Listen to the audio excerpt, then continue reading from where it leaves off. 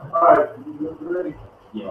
Alright, this is the white supremacy lecture, the history of white supremacy and world governmance.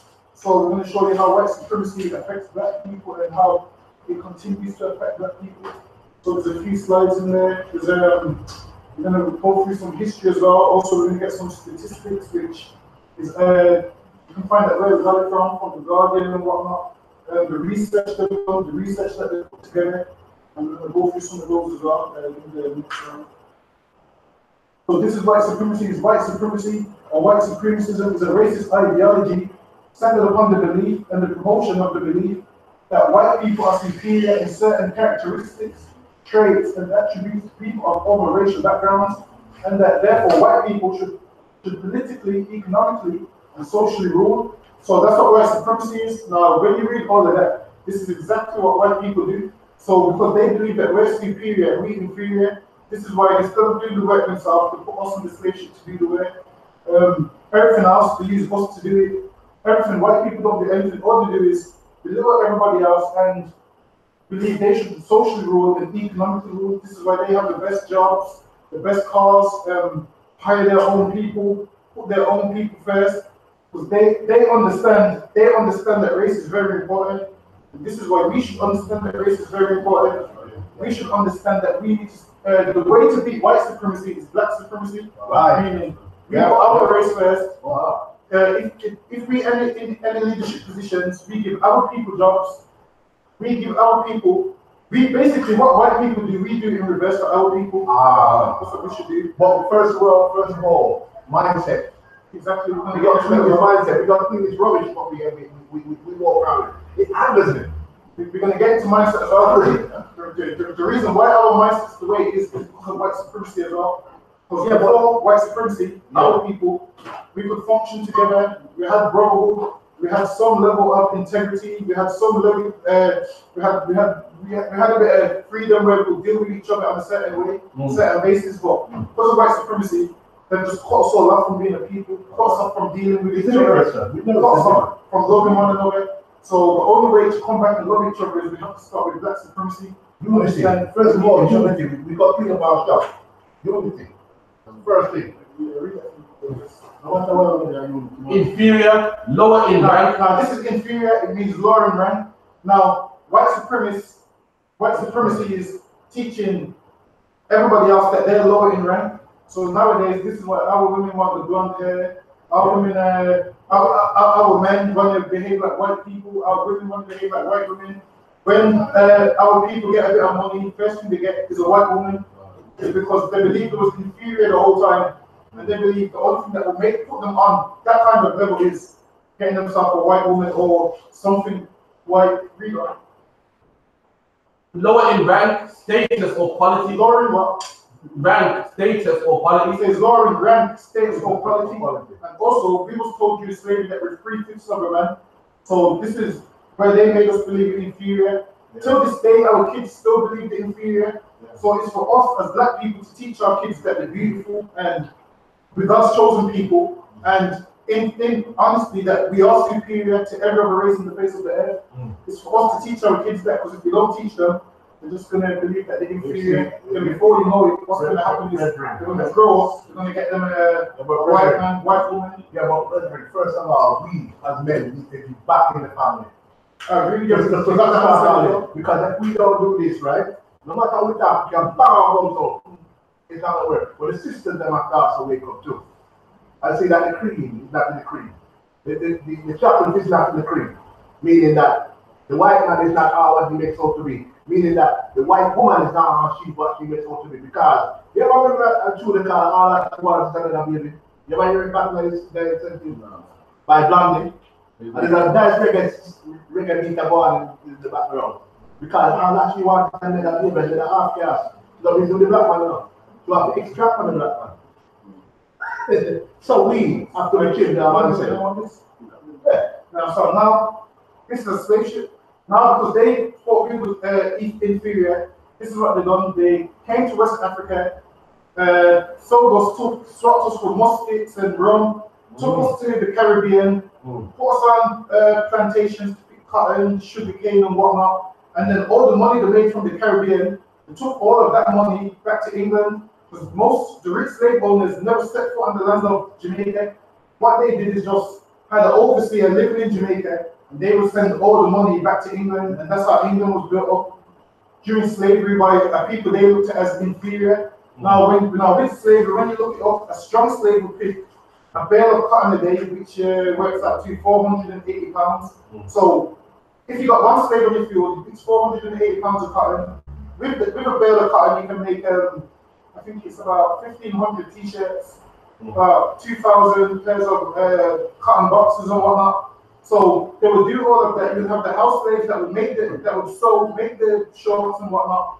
You'd have the field ones that would pick the cotton, and then they would send all that back to England, then they would sell it to other countries. Then that's how England became rich. With all of that money that they used from the Caribbean, they set up the Bank of England, they set up the NHS, they set up all of these next things. And then now, when you fast forward to basically the 1920s, when our grandparents or great-grandparents decided, basically they told them, oh, we got jobs in England. So this is how we started to come to England, because we was told there's jobs on the railroad, in the factories. So we thought England was the land of milk and honey, because at that time there was no jobs in Jamaica. Because what they done is, once they abolished slavery in the 1800s, they brought over the East Indians all the way from the continent of Asia and gave them the jobs as indentured servants. So now, while we were picking cotton for free, they realized, all right, then they're abolishing slavery, so we can't pick it for free no more. So they hate us so much, instead of just paying us to pick the cotton now, they got East Indians from the next continent and gave them the jobs, which left many of us with no way of getting money. So in the 1920s, the East Indians had already came to Jamaica and kind of took it over, set up all the hotels, all the big shops and whatnot. So we was told, come to England, this is the land of milk and honey. There's railroads that need building, you're gonna have jobs, houses to stay in.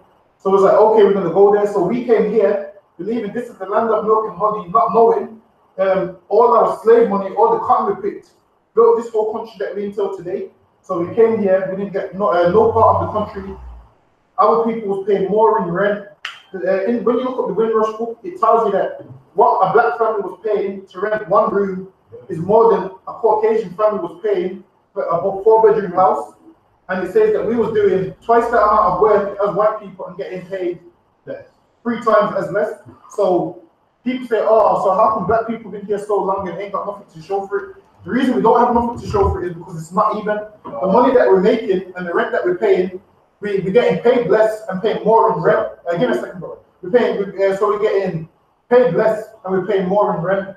Whereas every other race, when they come here, what happens with them is they was paying cheaper in rent and getting paid more. So when you look up your wage and what you're left with at the end of the month, we was left with near enough nothing, and all these other nations had enough money. Go ahead, brother. What's the difference with those nations here, those nations then, but was getting more money and us? What's the difference with them? Why were they prospering more than us? And even today, they're still prospering more than us. Why are they prospering? There's one key element. Why are they prospering more than us? I'm going to tell you why they're prospering according to statistics. We lack unity. I'll tell you, we lack unity. We're going to get to that, but I'm going to tell you why they're prospering according to statistics. Because when you look up the statistics, it tells you that a postgraduate black person gets paid 23% less than a white person on a salary basis. So that's why they're prospering. So where they've got that other 23% of the money to put down on a mortgage, on a nice car, we don't have that. We're getting paid 23% less. So by the time, basically the 23% extra that they're getting, that's enough to cover their mortgage and their bills and probably put a down payment on the next house. Whereas we getting paid 23% less and we're doing the same work. So at the end of the year, 1 year we're gonna fall behind, 2 years further. So you go 20 years, 30 years, we're gonna fall all the way behind. 10 man come together, that's all. 10 man right, that's all right, come together. I said, this is a business. Make me work 1 year fully. I see a capital that don't pay me for the kind of scale for me now. I bet them could have do it. But no, now we do is talk. We talk about but there's no unity after the. This is the problem with me. And I nation of people.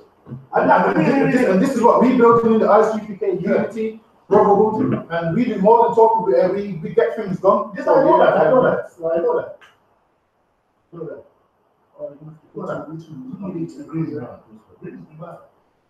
Attempts to justify slavery. Now this is attempts to justify slavery.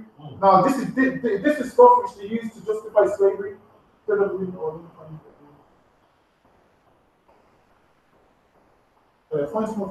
Virtually everyone agrees that slavery is inhumane. So they agree that slavery is inhumane. Go ahead. And degrading and wrong. And degrading and wrong. So us not getting our backs with picking cotton, getting thrown overboard, getting shackled, being on the plantation for 18 hours a day. Go ahead. A number of arguments have been put forward to try and justify slavery. So they put a lot of arguments to try and justify slavery. Now, some people said slavery was good.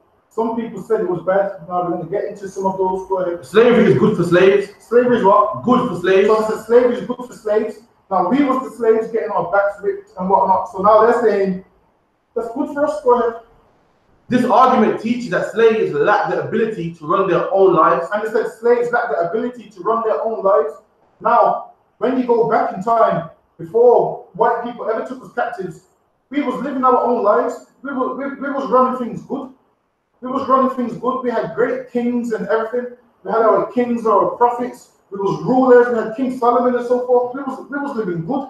So them saying there that we need someone to run our own lives. That's a lie, and this is why they don't like you to go and search your history before slavery. They just make you want. They just want you to believe that you was in the jungle somewhere, climbing up a tree naked, and they put you on a ship and gave you a better life. That's what they want you to believe. But when you do the history, we was living good before they ever came. Because they begin to ask her design everything when they want to be them. And therefore better off and happier in a system. Hold on, what? And therefore happier and better off in a system. So saying therefore we're happier and better off in a system, meaning in a system where they work just like dogs, 18-hour shifts. It was said, what book was it? Is it now? I think it's in the History of Jamaica. Yeah, the History of Jamaica. There's a book where it tells you how in the Caribbean they worked 18-hour shifts, and often they would probably get an hour break, if that. So they work 18-hour shifts, and then we work sun to sundown, and by the next day comes, by the time you even rest your head, it's time to get up and go back to work again. So that's what they done with us. Read on. Modern society is unenthusiastic about this paternalistic argument. Slavery would be too difficult to abolish.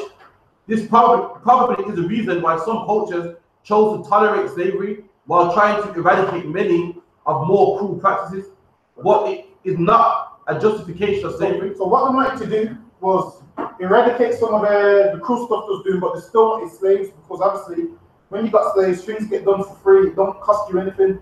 You can get things built and you don't have to lift a finger. So they love that lifestyle. So them being superior basically enslaved a people they look at as inferior, which is us. Go ahead.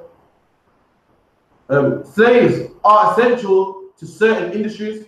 A number of past industries have depended on slave labor, and the employers claim dependent on slave labor. So picking cotton, slave labor, cutting sugarcane, slave labor, picking tobacco, slave labor. Go ahead. And claim that abolishing slavery would be economically disastrous. And it would be economically disastrous, because for them, we was building their economy. We was making the money with all the work that we done. Now, I had the statistics on how much a plantation owner would make, but basically, he would make. Do you remember the statistics from the last camp? I can't remember them to head right now, but basically, the near enough was billionaires off of slave labor, off of all the work that we did. Go ahead. This argument isn't an ethical one and isn't backed up by examples.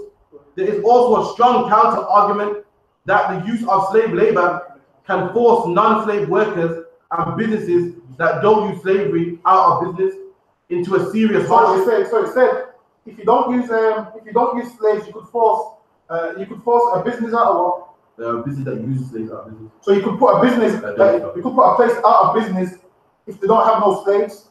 Now, if slavery didn't exist, white people would be where they are today. All these plantation owners who passed that wealth on to their family, David Cameron's a descendant of slaves, him in the White House, 10 Downing Street, all of these things, these people wouldn't be in this position of power that they're in right now if it wasn't for us. Go ahead. Yeah, I think there's someone that over.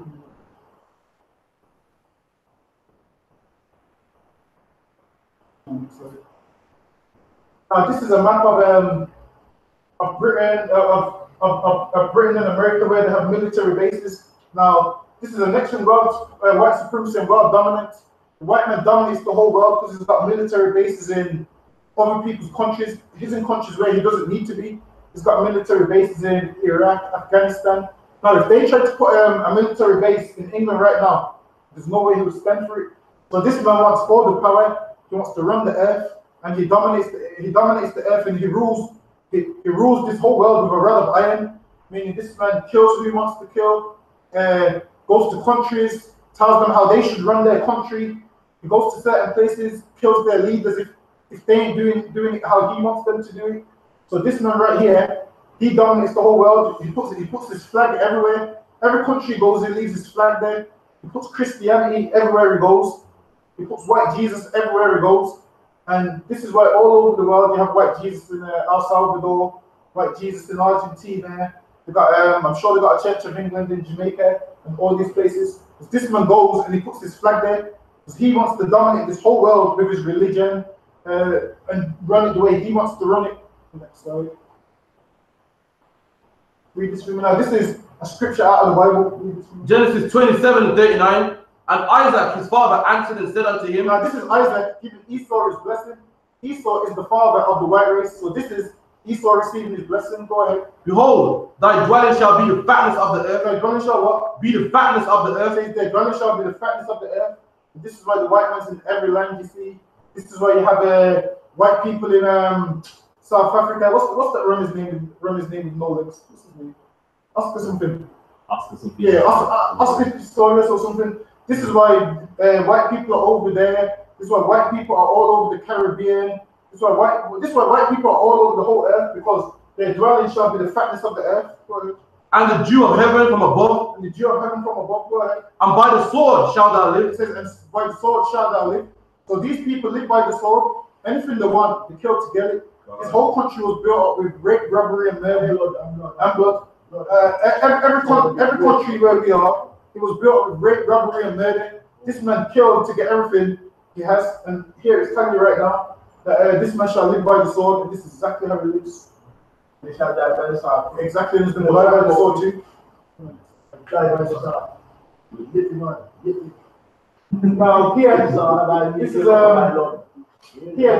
this is a list of countries where the countries are Christians. This is the list of Christianity in these countries. I read them from Christian countries. So these are Christian countries. Go ahead. Nicaragua, Romania, Malta, Guam. So all these places is where he put white Jesus there. 97%. So 97% of the people there are Christians. Honduras, Samoa, Paraguay, Guatemala. Now these places. So most of these places on here is where we are, and this is why Christianity is so high, because of white supremacy. Now, because we believe white people are superior to us, we join their religion. We want to worship white Jesus. We want to do everything they tell us to do. And this is why the list on the left, this is the majority of where our people are. So the majority of our people love white people and are Christian. This is why the percentages is so high. Read some of the percentages. Nicaragua, 97% Christian. 97% Christian. Romania, 96%. Malta, 96. Honduras, 96. Paraguay, 96. And these is most of these Peru, countries 95. is where our people are. So most of our people in these countries are Christians, and that's because of white supremacy. So most of our people out there are worshiping white Jesus. Afghanistan, 0.5%. Afghanistan, 0.5. They don't accept white Jesus because obviously they've got their own mind and their own God. They don't accept white Jesus. Something, they're not military down in Afghanistan. They're military down. Yeah, they got a military base. So why they're not follow white Jesus? Why they're not? They're going to push it for them to follow it soon enough. Yemen 0.8%, Morocco 0.9%. So these are places where our people mainly ain't there. Yeah. And the places where our people ain't is not where they worship white Jesus. Now, everywhere where our people are, we worship white Jesus because that's been pushed on us. That's been pushed on us by murder and over time we've been brainwashed. Now this is who we want to worship, white Jesus. Not realizing when you read the Bible, it tells you Jesus Christ is a black man. But we've been lied to. They put this picture of Caesar Borgia. They gave us this picture of Caesar Borgia and told us that this is the savior. Now, white people have been killing us for thousands of years. Now, white people have been killing us for thousands of years. So what makes you think a white man's going to save us? If this was Jesus, he would be coming to kill us too. Jesus was a white man. Yeah, if he was Jesus is a black man who's coming to save us. If he was Jesus, by no. I'm black man already, because you have to Jesus to get rich. You see, man, they must sit with that call out Jesus, even dead, not to and it don't exist. Yeah? It don't exist. You know what? Now we're just going to watch a short video.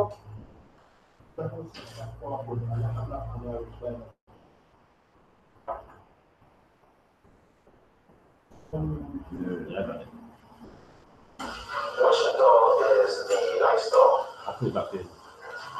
Which dog is the pretty dog? Which dog is the nice dog? Which dog is the bad dog? See, this little sister said the black dog is the bad dog. Which dog is the nice dog?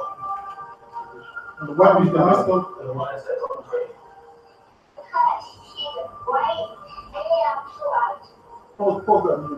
So he said this dog is the pretty dog because it's white with blue eyes, and this is why we need to teach our kids that the white man's the devil the Bible speaks of, and black is beautiful. This is what we need to teach our kids, because imagine your daughter sitting there saying she's black and she's saying white people's beautiful because they got blonde hair and blue eyes. Go ahead. Yeah, what happens is the white supremacy school conditions our kids to believe that white is right, and it's not. Exactly, and this is why we need to teach our kids that being black is right. So if we ain't teaching our kids, I mean, we leave our kids at school. They're at school for like, give me a second. Our kids are at school for like what, 6 hours a day. So I was there for 8 months. I was in detention 3 extra hours. So I was about extra 3 hours. But you're at school 6 hours a day, Monday to Friday. By the time you go home, your parents ain't really got the time to teach you anything, and you spend more time with your school teachers than you do your parents. So this is what you learn in the school. White is right and all of those kind of stuff. So we need to take it upon ourselves to teach our kids that black is beautiful and the white man's the devil. Why is that dog ugly? So this dog is ugly because it's black. What's that? So what does that mean? That means now, fast forward 10 years from now, he's going to go and get himself a white woman. That's what that means. 10 years from now, he's going to go and get himself a white woman. You know why? Because he hasn't been taught right. He hasn't been taught that he needs to love his own race. Go ahead. Exactly, we're going to get to that as well. Don't worry, we got that on the slide as well. Yeah, we got that on the slide as well. So now, he's saying that the black one's ugly, which means he honestly hates himself. He's been taught that black is horrible. He probably wishes he was white because he's not being taught right. And that's all because of white supremacy. That's because all your superheroes are white. You have Superman, Spider-Man, Batman. Give me some more. And the white man, that shit. And Spider-Man, yeah. So all your superheroes are white. All your superheroes are white. Now the thing is that they depict black men in is like boys in the hood. Every young black boy wanted to be doughboy. Menace to society. Everybody wanted to be older. What's the next ones? We have what's the one with Nino Brown? What's that one called? U-Jack City. So that's the movies that they give us. That's the movies that they give us because they know that kids is influenced by movies. So straight away, we're already following after them. And the people who run the media, they decide what kind of film they want on the airway. They just decide, all right, then this is the script we're going for. We're going to get some black actors to play the script. So that's what happens. And then, carry on. Screw on that. Looks like it. Yeah, which one looks like Pause it. So she said, which girl looks like you? She said the black one, but before she said the white one's prettier, which she's basically saying that she's inferior to white people. So we need to teach our kids that we're superior to white people, or we're gonna have many more cases of this. And in 10 years, 15 time, she's probably gonna get herself a white man because of white supremacy. Go ahead.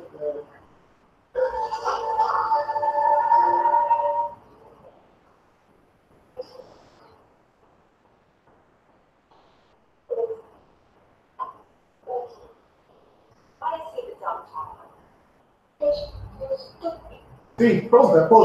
See, the white boy said he's dark because he's stupid. Now that's what they think of black people. They think we're stupid.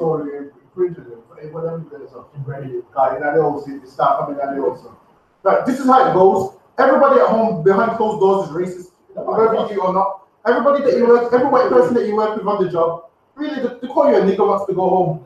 After average job at 9 to 5. By 5:05, they're already saying I can't stand that nigga. By 5:05, saying at 8:55, then say again 5:05. But they pretend to love you at work and they're not racist for them 8 hours. But straight after work, that's exactly what they're saying. Oh, I can't stand that nigga. Go ahead.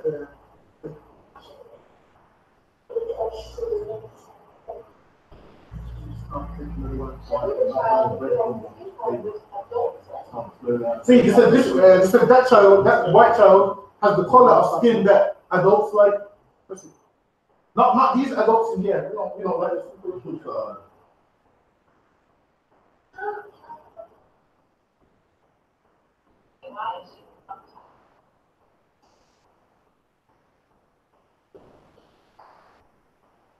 And that's the mean child, the black one. Now, they call us mean where we didn't rip nobody's backs. We didn't rape nobody's women. Right. We didn't go take an entire country. We didn't go take people across on slave ships. We the mean people.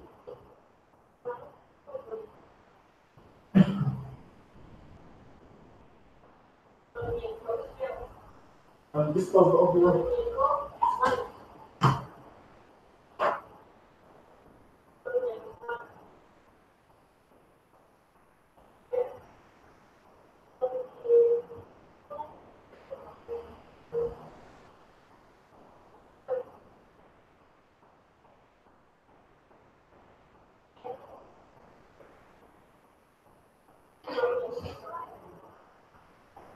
Yeah, nobody likes the black though, so we need to teach our kids that if they ever come on one of these experiments, they better choose the black dog. No. And this boy said you trust white people more. Now, how do you trust black people after they rape, rob, and murder everybody?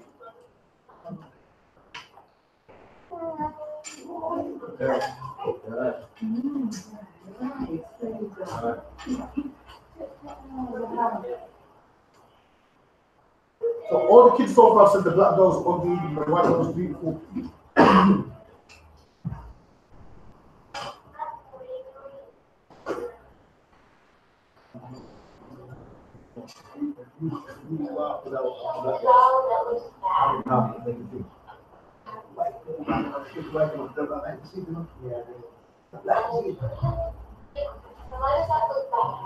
And then all of them are saying the black dog is bad, but I don't know whether you know or not, to buy a black dog in shops it costs way more than white dogs. You're going to have to buy them obviously, so to put the price up on the black dog. Can you put it up a little bit for my dog? You need to make sure you have children. Yeah, of course.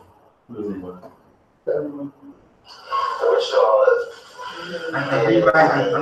you say, my brother, yeah? Which dog is the nice dog? Which dog is the bad dog? So this little girl here said the black dog is the bad dog, and this little girl here is black. So that little girl there, she's about probably 4 or 5. They've already brainwashed her. They've already put white supremacy in their mind that black is ugly and being the black dog is the bad dog. You know what I'm saying? Like these are kids, and already they feel that they're nothing. The white feels better than them, and that's why by the time they hit 18, the black woman don't like the black man no more. The black man's having sex with the black woman and throwing them away. Because look at the fate of the child. By the time they hit 18, that's why they're gonna end up with prison. That's why they're gonna kill a black man that looks just like them. That's why they're about from the old people, because they don't see themselves as any value. Trying to push the white those on the white action men. It's not just those as well. It's about action men too. So they're trying to push the white those and the white action men to our little daughters and our little sons to obviously show them the image and the likes of the beast, them. Yeah, exactly. So that means the children don't love themselves or know themselves. We are the actual super women, super men, the action men and action women. So that's what they reject. Again, what we should be doing is manufacturing things like little kids and give them our kids. We should have the factories and things like that. If we only had unity, everything goes right down back to unity. Yes, sir. And we had unity. But at the same time, we just have to break the spell for our children. That's what it's gonna be. It's gonna need some serious overnight thinking. So he said that was beautiful because she's white and got blue eyes.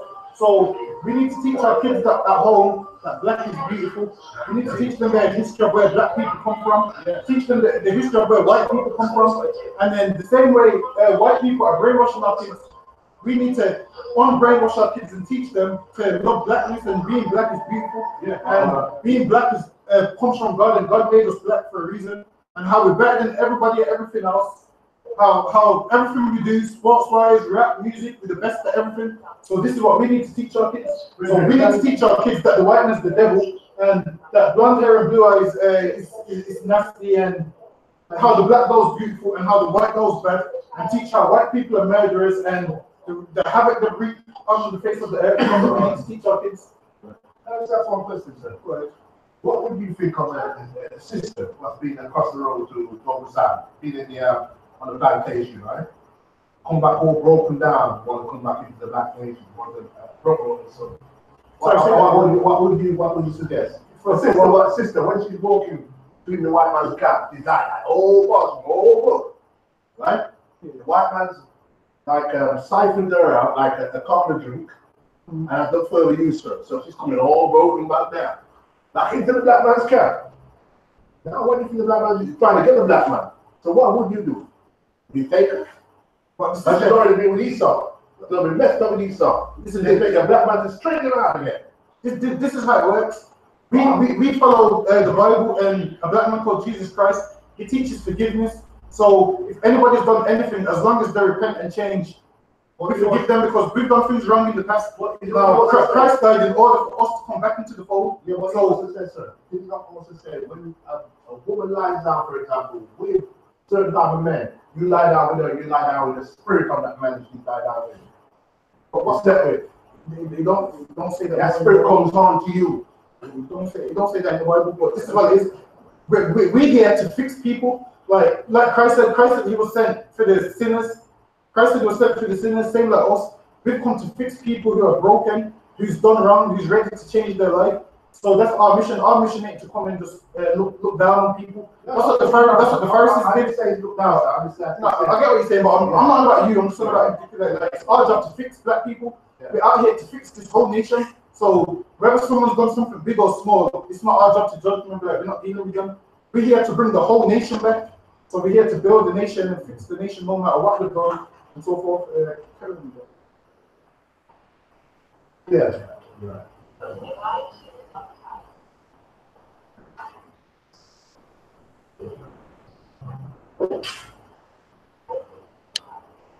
So that one's the me child.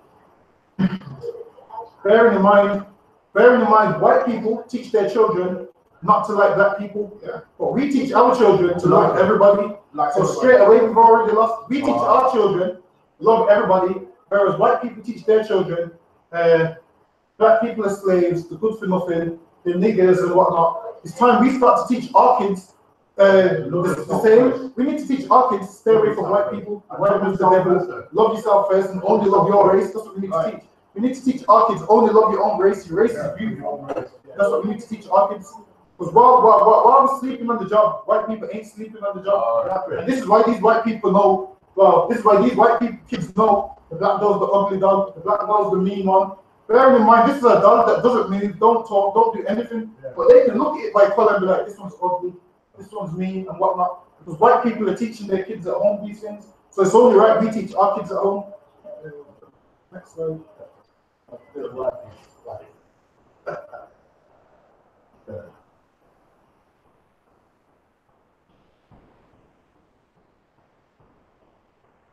this is a scripture out of the Bible. This is what we need to be reading to our kids every day. Deuteronomy 7:6. For thou art an holy people. It says, for thou art an holy people. Now the Bible teaches us that the Lord made us separate to everyone else. The Lord made us better than everyone else. I mean, just check anything, sports, music, anything we do. Anything we do it 10 levels better than everybody else. Go ahead. But that unity. For thou art an holy people unto the Lord thy God. The Lord thy God hath chosen thee. The Lord's chosen us. Now, it seems like our people want to be chosen by the white man. Forget the white man. The Lord's chosen us. He's a million times greater than the white man. The Lord chose us, this nation, to be his people, to establish his kingdom on earth and whatnot. The Lord chose us to do it. Go ahead. The Lord hath chosen thee to be a special people. He chose us to be a special people. Now, a special people is we need to deal with each other righteously. Black men need to love black women. Black women need to love black men. That's right. We need to not get no other races involved in our affairs. That's right. We need to sort out our issues between us. It means no more black on black crime because we are special people. Now, special people ain't supposed to go around killing their own people because we all came here on the same slave ship, same culture, same background. We're supposed to love one another. If we've got any issues, we deal with it. We can speak about our issues, but because of white supremacy, we kill each other. Because of what they push through the media, through rap music and movies and stuff, we do it that way, where there's ways to deal with one another. You know? Above all people. Above all people. Above all people. So you should teach your kids that they're above all people. That's right. So when your kids are looking at a white doll and a black doll, and someone asks them which doll's better, they're meant to say the black doll. And when the presenter says why, they're meant to say because God made black people better than white people. That's right. That's written up in the Bible. God put us above all people. Now, above means we're higher than everybody else. We're above all people. God made us with the best of everything, you know. That are upon the face of the earth. And we're better than every nation that are upon the face of the earth. But because of white supremacy, we don't know this. So this is why they lie to us and brainwash us and keep us down and keep us from not knowing who we are. Because if we didn't know who we was, we'll wake up, we'll stand up, we'll all come together, and we'll be treating each other the way we do. Another way we could do this, I say it right. If a group of us start setting some examples. For example, if we had all of us in here, right, for example, and more, said, okay then, let's buy this building, for example. It's a place for us to worship. Right? It would be a start. I agree. But I'm willing to do it. I agree. I wanted to put 5,000 towards it. Everybody else did. Listen, after the lecture, we'll talk about buying the building. As soon as we wrap this, we'll talk about buying the building. Read this. The Guardian, black workers face a massive pay gap. Black workers what? Face a massive pay gap. Says black workers facing a massive pay gap. That widens as they achieve more qualifications. That what? That widens as they achieve more qualifications. So it says black workers face a massive pay gap. Now, the more qualifications a black person gets, the wider the pay gap is. Meaning, white people, basically, if you had a black lawyer in here and a white lawyer, the white lawyer on a salary would pick up way more than the black lawyer, even though they're doing the same job, same qualifications, because white supremacists understand putting their own people first. According to a report by the Trades Union Congress, the research suggested that a 23% gap in hourly pay. There's a 23% gap in hourly pay. Now, 23%. That's a lot. 23%. There's a 23% pay gap that white people get more than black people. Between black and white university graduates. Between what? Black and white university graduates. Black and white university graduates. Put up your calculator. Put up a calculator on this. I'm just going to show. How much do you pick up a year for the average good job? Would you say? 29 grand a year, 30 grand a year. About 30 grand a year. Yeah. Good job. I think 16, 17. Wow. Yeah, 70 grand in. All right, we're going to put 70 grand in. Take away 23%. So a white lawyer and a black lawyer, they're meant to both pick up 70 grand a year. Now we're going to take away 23%. How much is left? 70,000 to take away. Take away 70,000, Yeah. which means in one year you lose 17,000. Now do it by 10 years. How much do you lose over 10 years?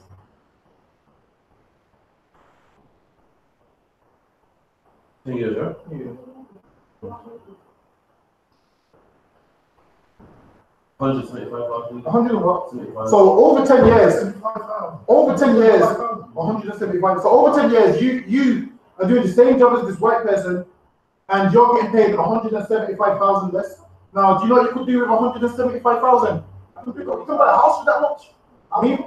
Meanwhile, white people doing the same job as you, but guaranteed you're going to be working harder than them because you've got something to prove, and you're getting paid 175,000 pounds less over 10 years, which is a big gap. Now, 175,000 pounds, that's a lot of money. I'll say, and that's a very honest watch as well, because a lot of white people, you can work the same job as them, but yet they're rich. They got like a house, holidays 3 times a year, and you and them are doing the exact same thing. The answer is right there. This 175,000, you could use it, get yourself a nice car, house. While you're struggling and thinking, how am I doing the same job as this man? And he's got a nice Mercedes, and you're phoning me for a lift and whatnot. Well, he's got an extra 175,000 pounds, holidays 3 times a year, buys his wife a car, his kids, everything. And you're barely making ends meet. This is the reason why. We ain't made up these statistics. This is the Guardian. This is all true. That there's a 23% gap in average pay. Go ahead. Black people with A levels were paid 14% less on average than white workers. See, black people with A levels were paid 40% less than white workers. Go ahead. With equivalent qualifications, And they both got the same qualifications. with those with GCSEs faced a deficit of 11%. And those GCSEs, black people get 11% less than white people. That 11%. It comes after David Cameron criticized universities over racial inequality and vowed to introduce new laws to shame them into action. University of Oxford rebuked Cameron's claims over student diversity. I'm just trying to repeat it, but this is all true. Like you live in England, you see 2 people working the same job, one black, one white. You see who looks like they pick up way more money. Try it, it's like. Now this is where we live in the ghettos. You don't really see. Well, I don't know what it's like in Nottingham, but in Birmingham, where we live, there's not much white people that live in the neighborhood. Ghetto, a part of the city, especially a slum area, occupied by a minority group of groups, put in to restrict to an isolated. No, this is us. They put us in all the ghettos. Now all the houses where they put black people in the ghettos. You don't see a lot of white people live amongst us. You know why? Because white people know that they don't want to live amongst black people. Also, when you check the statistics as well, it was said if a black person buys a house in a white neighborhood, the value of the white houses go down. So this is why they don't really like to sell houses to black people in certain neighborhoods, because the value of all the other houses in the neighborhood goes down by about 11% or something. Slum, a squalid and overcrowded. And where we live is overcrowded. Now, where we live is overcrowded. We barely have driveways and whatnot. The roads are smaller. I don't know if you've ever been to white neighborhoods where the roads are way bigger. About a double car driveway. Whereas where we live is just houses. The roads are thin. Can't get 2 cars up there at one time. Or district inhabited by very poor people. Inhabited by what? Very poor people. These are the places where we live. Next slide. Now, this is the houses where white people live. This is a neighborhood in Little Aston. It's a rich white neighborhood. You go there, and white people see you, they call the police straight away because they know you're supposed to be around there. If you drive through there, stop at a stoplight. By the time that red light goes green, police are going to pull you over because you're supposed to be in that area. So this is how white people live. Exactly. This is how white people live. The nice pool outside, all the flooring outside, the big houses, driveways and whatnot. None of us in here don't live like this. Next slide. This is how we live. This is how we live. The houses all falling apart. We live in them high-rise flats. Houses like this where the door frames all damaged. The windows are barely double glazed. The houses are tight together and whatnot. This is how we live. Now, if we had the extra 175 grand that we're supposed to get, go back to the next slide. They're not going to give us that because they know we're going to end up buying one of these. So they're not going to give us that. Next slide. So they're going to do it where you barely can cope and then you're paying rent for this, probably £500–600 a month. This is what you're paying rent for, £500–600 a month. Next slide. Now we're going to look up equality. What does equality mean? Equality, the state of being equal. It says equality means the state of being equal. Now this is the problem with us people. We fighting to be equal with white people, but white people are fighting to be better than us. So it's only right that we fight to rise above being equal. We need to be better than white people. Instead of fighting to be equal, we've been fighting to be equal for over 400 years, and we still ain't been equal yet. It's time to start fighting for something else. Especially in status, rights and opportunities. In what? Rights and opportunities. There's rights and opportunities. We ain't equal in rights and opportunities. Now, a job as a lawyer, they hardly give. There was a brother that was a lawyer actually. He walked into court. He went into where the lawyers stand, and they said to him, "Where did they tell him to go? Is it in the witness stand?" No, not the witness stand. Basically, they said, "Shouldn't you be in the dock?" That's to say, he's the criminal. And this man was a lawyer. You can Google it. He made a complaint against them.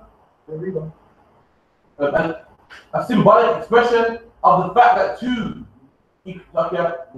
quantities are equal. That two quantities are equal. Now, if you both got the same degree, it's only right that it should be equal pay. But they look at you, look at the color of your skin, and they make sure the pay is not equal. So he gets paid 23% more than you do because of the color of his skin, which lets you know in the workplace there's no equality. In this earth there's no equality, which means white people understand something, putting their people first. So we need to put our people first. That's right. and unite, and then we can start. So they can get away with that then. Say, well, that's why I don't work. Because listen, I'm gonna get 5 pence more than me. Because spend more than enough. What's that? Because I work for this work. I don't like work. Possibly. This is why I work for this work, you know. That's how I work for money. And this is the way to do it. You could be working at a job for 10 years. This is why they do it. You could be working at a job for 10 years. Yeah. A white man just recently graduated, comes in the job. They promote him to manager when you've been there the whole time. Yeah. The style out like that. Really, you should be the manager because you're the one that does more work than him.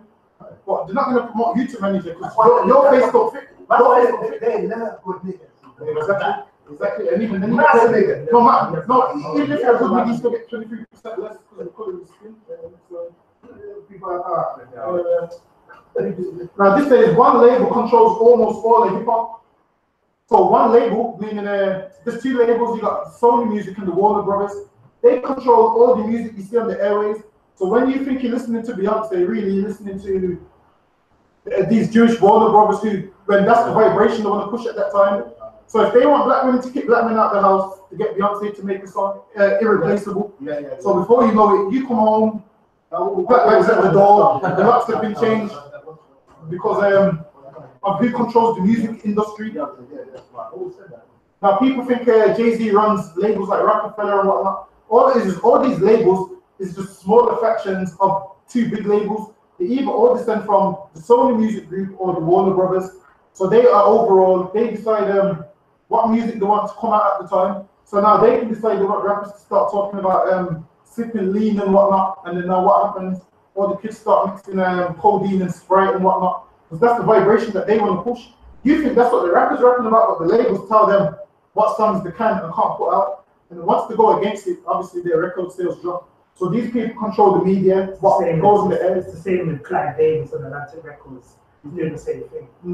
So this is what they do. This is how they break this down. We think it's the artist.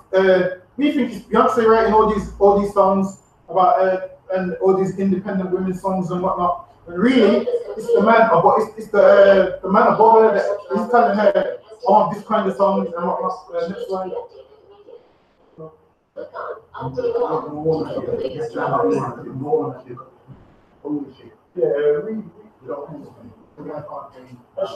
Next slide. Now this is the Warner Music Group. Now these are the people who run the music industry. This is the people who run the Warner Music Group. These ones run the Sony Entertainment. So every time you see them albums coming out and whatnot, all them songs of black men degrading black women degrading black men. These are the ones who push it. So these are the ones who want it. You see him smiling there? He's probably the main one. It's not right here, it's not the main one. So yeah, these are push, whatever they want. Next slide. So this is some lyrics from the TLC No Scrubs. Everyone knows that was aimed at black men. straight away, when you think of a scrub in the passenger side, who do you think of when you hear that? You don't think about the white man, do you? If you've heard it. When they talk about something, how was it? What are we doing? When it talks about a man in the passenger side of his passenger ride, the passenger side. So when you hear no scrubs, you notice aimed at black men straight away. And they're using our sisters to exactly. So I guarantee after this one, I'm at the college now. It's not all black man there. No, but They talk about particular type of black man. But that song is based on. But I know what you're saying, but there's white men. Like you're saying, there's white men who are worse than black men, but this song ain't aimed at them. So when you hear this song straight away, the first thing that comes to your mind is something about a black man. Like no one is thinking. For me, I don't think it's something about black men. It's a particular type. But this particular type, people don't put white people in that particular type. Because when this song came out, they would have a particular type. Yeah, wouldn't they? Nah, because you don't nowhere on the face of the earth. You don't hear white women saying there's no good white men. You don't hear Arab women. You don't hear Arab women saying there's no good Arab men. The only thing you hear is there's no good black men everywhere. It's a type of white man and a type of. Now, because if you watch Jeremy Carl, you see the what white man do. But yeah, you don't hear white people say white men are no good. White men don't have jobs. We know they don't. I watch Jeremy Carl and I hear about the man that don't see his kids. So they exist. But no one runs it or doesn't know what else to do. One time the sister looked up and down like that and said, "You look broke." So yeah, this song, you know, it's aimed at black men, no scrubs and whatnot. Next slide. Next slide. Next slide. Oh yeah, stay on this one. So now, what do white people push? They push this independent women agenda to keep black men and black women separate. Now they teach that if a woman's got a nice house, nice car, she's too good to have a black man. So this is why you look at most, not all, most, I don't know the percentage, but a few successful sisters, they won't have a black man because of this thing that white people push, this independent woman status thing. So the white man goes over to the white woman, right? This is his practice. That's wrong as well. He goes over to the white woman because of this. We've got to know how the white man works. This is how he works, right? So he puts that in place. So the black woman hates the black man. Exactly. So therefore, that black man now says, well, sure. Why do the independent black woman have to hate black men? I don't think like that. No, it's not. This is the way the white man works. It's how he works. He expects that. It's his little trap. This is a little trap to make us be against each other. We're meant to be a unit. We're meant to be a unit. We're meant to work together. I think the black man would probably a little insult for the fact that he probably would want the black woman to be better than him. Not the. See, and these debates we're having is the agenda that white people want. This is the white people's agenda. They want us to go through this, but really, we're meant to have structure in our household. That lack of knowledge for ourselves, not really because of the white man. It's because if we had more knowledge and education, we wouldn't think like that anyway. Well, you don't understand the education because how did you help? This is why I know you can stop education. No one can stop self-education. Self-education. So if you want it, you will get educated. But if you go into the establishment, let me give you one prime example. Let me give you one prime example. Serena Williams, for example. She's successful as could be.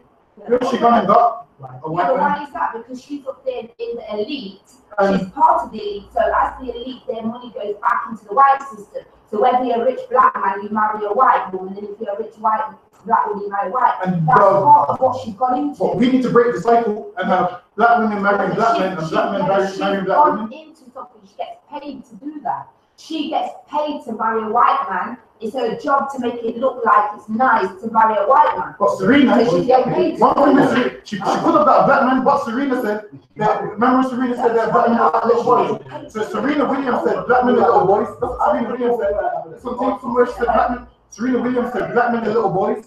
Yeah, but she gets paid to say that. Remember, she sold out her soul. So she's getting paid to say that. So she's not a regular black woman. It's her job to say that. Alright, I get what you're saying, but a lot of black women follow after Serena Williams. Follow after because these people are high up there. So Serena Williams is teaching the black man's like a little child.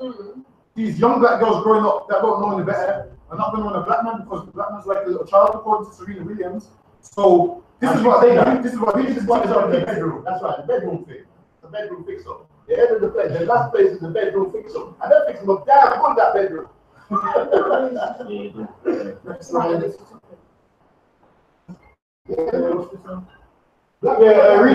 this to me. Statistics in the UK show that 59% of the black Caribbean children live in lone parent households. Now this is 59% of black children live in lone parent houses, meaning there's no father at home, meaning they're raised by a single mother. So obviously, if you're raised by a single, especially as a boy child, your father's meant to be your role model. You're supposed to want to be like your father. But if you ain't got no father around, what's going to happen? You got no role model. So next thing is you look into the streets for a role model. And then, like we said, the movies we put out Boys in the Hood. So who's going to be your role model? Someone like Doughboy. And then before you know it, that's what you want to be because you got no father in the house and you're in a single parent home. So they push that agenda, which further destroys kids from the young. You already think white people are better than black people. You already think you're just meant to be a gangster from the get-go, you know. Compared to 22% of white children. So that's a big percentage. In London, the population of black Caribbean community is 321,300, 4.3% of the city's population. Britain's Prime Minister David Cameron echoed President Barack Obama in 2008 by calling for absent black fathers. See, so David Cameron, like, he's a white man, he needs to stay out of black people's affairs. Now, if black people's got problems, we need to deal with it ourselves. Why is David Cameron talking about absent black fathers when he don't even want to give reparations for slavery? He said on tape, he's not giving reparations. He said, so you're going to say something? Yeah, I was saying as well that in Nottingham is one woman to every 10 man. No, one man to every 10 women. Yeah, there is. If this is one woman, my position. Ten women to one man. So that means there will be a problem with relationships because there's not enough man to go around. So the problem. If we're talking in terms of black men, black women, how many black women to one black man? How many black women to a black man? There's going to be more women than there is men, so the man is going to have more than one woman, and it's going to eventually go to one woman's going to be a single parent, and it's or two women going to be a single parent because there's too many women. Like how you said that. Now if you go back in the days before white people came with monogamous relationships, there was a thing called polygamy where one man could have more than one wife, so it would work that way. Yeah. This is why there's more women than men. No, but isn't that being by design? Now they would have been designed that people don't give birth to equal amounts of men and women. So that there is a problem. We got the solution to fix that problem. Read on. The Prime Minister called for a responsibility revolution to change patterns of behaviour. Many British MPs who have researched this problem say that in absence of a male role model, many young black men choose to emulate negative, violent lifestyles. Which is somewhat true, but it's what they push through the media. So obviously, kids' role models is going to be people who ain't no role models, or you're going to find your role model on the street who's going to be like a drug dealer or whatnot. They push out the negative content because they know that father's not in the home, so they're free to do what they need to do. Just feel their agenda. Exactly. So because your father's not in the home to tell you right from wrong, what's going to happen? The next man you see outside with the biggest car, biggest chains, that's who you're going to want to be like, and then you're going to do whatever it is to get that. Whereas if your father was in the house, your father's going to make sure you get the best grades in school and whatnot. You do what's right, because black fathers are excellent when they're on job. Listen, kids fear their fathers. Kids listen when the father talks, and this is why white people like it when the father's not in the house. Straight away, kids start to run wild, do whatever they want. Popularized by gangster rappers and celebrities. And now they're saying this, when they're the ones who push the gangster rappers, they're the ones who push these celebrities. Because they know how we think. Right? Exactly. So you see, if they send in a bullet and vest, they want to get one. We spend our guards all the time. We get our guards down. We're still looking at this white Jesus. Exactly. And we need to get out of our freaking brain. Exactly. That's what I'm saying. Mindset. Exactly. We've got to change that mindset. I've changed mine. Exactly. I hate white people. Exactly. Exactly. Just like the right spirit. The British government will introduce powers to compel fathers. The British government, The British government will introduce powers to compel fathers. the British government will introduce powers. Now, the powers that the British government introduces, if you don't pay child support, what happens? They take your passport, they take your driving license. That's new, isn't it? The passport one. Yeah, they take your passport, your driving license. You can go to jail for not paying your child support. You end up in debt. You end up in debt and whatnot. That's the powers that they're taking, which further puts a black man in a bad position. Now imagine you're already struggling, then you have to pay child support. Then they take your driving license. You got a driving job. That's your job gone. That means you can't pay your rent. That's your house gone. And this is the powers that they talk about introducing. So really, they act like they're being nice, but they do all this to keep black men down. That's what white supremacy does. It's all about keeping a black man down. Next slide. Next slide. Next slide. Yeah, read this. New study confirms Now this is a new study. Go ahead. depressing truth about names and racial This bias. is the depressing truth about names and racial bias. Meaning, if you've got a black name, you'll see Stephen application and throw it in the bin. If your name's Craig or Tyrone, you're probably not going to get a job because they're going to see your name, they're going to know you're a black person, and they're going to be like, nah, throw your application in the bin. If you got a white name, I'll say this again and again and again. well, it's all true. I'll say it's doing it. Hang on, brother. We're trying to do this right, so just calm down. Scientists have never been so disgusted by So now the scientists saying they're disgusted with this new study. Go ahead. by his own data. Jacqueline Howard, senior science editor of the Huffington Post, UCLA. UCLA researchers found that people envision men with stereotypically black names. Men with stereotypically black names, meaning give me some black names, Shaquan, give me some more, Jamal, give me some more black names. Some of you probably got some in the ring, give me some black names. You got to read them. Like Jamal and Deshaun. Like Jamal and Deshaun. So if those is your names, it's going to be hard for you to get a job because they're going to throw your application away 9 times out of 10. Go ahead. As bigger and more violent. So they hear your name and they think, all right, then they see you as bigger and more violent. So if you got a black name, they see you as bigger and more violent. Go ahead. Meaning they ain't even seen you yet. They don't know what you look like.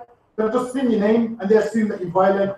They assume that you're bigger because you're black and it's a black name. Go ahead. Compared to men with stereotypically white names. So compared to men with white names who they see as soft and gentle. Go ahead. Students with stereotypically black sounding names tend to be labeled as troublemakers. Tend to be what? Labeled as troublemakers. So they label you as a troublemaker because you got a black name. So give me one of the best universities in the country. Now, if your name is Craig and you apply for Oxford University, chances are you're not going to get in. And this is why, especially for black men, this is why most of them never get into their first choice uni, even when they do get apply for it and have the qualifications, because they see a black name. So just by stereotypical black name means that it can be the difference between you getting into the uni or them throwing your application away. Go ahead. By teachers, job applicants with such names are less likely than their white sounding counterparts to get called in for interviews. See, they're less likely to what? Less likely to be called in for interviews. So if you're black, you're less likely to get called in for an interview. So if you apply for a job and you've been handing out applications, because I've seen white people leave one job and just jump straight to the next job. Because we can't leave that job until we have to keep that job and be in the next job for a further 3 months, make sure it's secure before before we do anything. Because we got a black name, it's hard to land the interview. The easiest way for black people to get a job is by knowing someone in the job. If it's not like that, it's going to be extra hard to get one reason. When residents with black sounding names contact their local government for information about schools and libraries, they are less likely to receive a response. And if you're black, they don't even respond to you that reply. Also, the next thing, when you go to certain stores and they give you bad customer service, obviously white people know black people ain't really gonna complain. People say we're gonna complain, but we don't go online and fill out the complaint form and whatnot. So this is why they treat us how they want. There was a study on that as well. That they treat black people bad in Asda and whatnot. and they're not going to complain. They'll complain there, but by the time they go outside, they've already forgot about it. Whereas white people, a black person working in as they speaks to a white person bed, that white person will make sure that black person loses their job. You know why they forget about it? You see when white people abuse them, they forget about it. Because of this Jesus thing. And it's an embedment in the brain cell. I get what you're saying. What is we need to drop white Jesus completely. This is the thing. This is the big white Jesus thing. This white Jesus thing. Messing up about. Obviously, they teach white Jesus and everything. They teach white Jesus in school. Exactly. Because it's a psyche. It's a psyche. The keepers. It's to keep it programmed. Keep it numb and dumb. Exactly. Numb and dumb. Adding to this trouble, compendium of results is a disturbing new study published Thursday in the Journal of Evolution and Human Behavior. The study of mostly white participants showed that men with black-sounding names are more likely to be imagined as physically large. So they imagine if you got just by reading your name on a piece of paper, they see you as dangerous and physically large. This is why no one responds to applications. Security guards. This is why the only job this is the only job that people can get is really security and so forth. Go ahead. And violent. And the thing is violent just by your name, if it's a black name. Go ahead. Than those with stereotypically white-sounding names. So if you got a white-sounding name, they see you as nice, gentle, wouldn't hurt nobody. But if you're black, they perceive you as large and dangerous. Go ahead. Dr. Colin Holbrook, a research scientist at the UCLA Center for Behavior, Evolution and Culture, and the lead author of the study, said that he has never been so disgusted by his own data. He said he's never been disgusted. He's probably lying. He probably knows that way. Go ahead. The participant sample, despite being slightly left of center politically, automatically attributed violence to individuals based solely on having names like Daryl, Joanne, whereas names such as Connor automatically led to expectations of prestige. See, instead of the name Connor, it led to expectations of prestige, meaning this is a white guy, he's going to be a good worker, he's going to do the job. So they stereotype you just by your name. And if you've got the name Jamal and whatnot, nobody wants to mess with you. Holbrook told the Huffington Post in an email, this seems to clearly echo the fear of black and Latino men. And the fear of black and Latino men. Now they fear us. They're no stronger than them, but if anything, they fear us. Like we the ones that put them on the slave ship. Like we the ones that put their backs. And they fear us after they're the ones who put us through all this hardcore. They're scared of all the which is ironic and disturbing, as they are often the victims of violence, precisely because people are afraid of them. The study, the researchers conducted a series of experiments involving 1,500 mostly white adults. In the first experiment, participants were asked to read one of two nearly identical stories about a main character. So now they asked them to read two identical stories. Now with this, they asked them to read two identical stories, but they changed the name, one from a white name to a black name. So they've done the both of them to see what people's hopes would be. Go ahead. Who bumped into a man at the bar. So the story is someone bumped into a man at a bar. Go ahead. And the man angrily responded, "What were you doing, you a-hole?" So the man responded. So this is the story. This is what the man responded. This imaginary man they used a white name and a black name. What was the man? So the man responded, "What are you doing, you a-hole?" So the man asked him, "What way are you going, you a-hole reader?" In one version of the story, the character's name was either Jamal, Sean, or Darnell. So in one version, the man's name who said it was a black man. Right. In another version, the character's name was either Connor, Wyatt, or Garrett. Now in the next version, the man had a white name. Go ahead. In the second experiment, the same story was read. So in the second experiment, they read the same story, changed the name. Go on. But this time, the character was described as either a successful college graduate or business owner, or as someone who had been convicted of assault. In both experiments, the participants were asked to report their impressions of the main character. So there was, in both instances, was told to go on, read it. Impressions of the main character. Yeah, it was told to report the impressions of the main character. His height, build, status, and aggressiveness. So just off the name, they're going to go by his height, status, and aggressiveness. Among other characters, Jamal, Deshaun, and Darnell were variably considered as to be large in size, more aggressive than Canada. Just based off the name alone, because they had a black name, it's the same story, they just switched the names. Based off the name, all the black names, they said the more violent, the more larger, and the more aggressive. That's based off just the name. Go ahead. This seems to clearly echo the fear of black and Latino men outside. So just based off the name, they said these people are more violent. Which is ironic and disturbing, as they are often the victims of violence, precisely because people are afraid of them. Next slide. In essence, the brain representational system has a toggle switch, which that size can be used to represent either threat or status.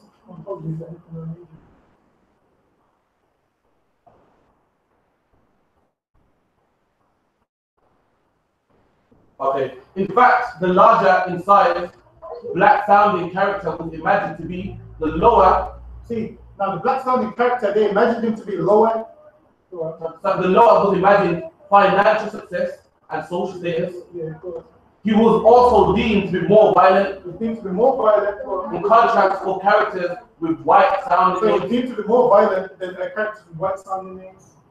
Larger size corresponded with higher status.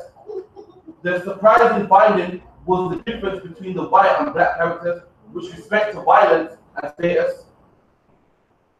Next slide.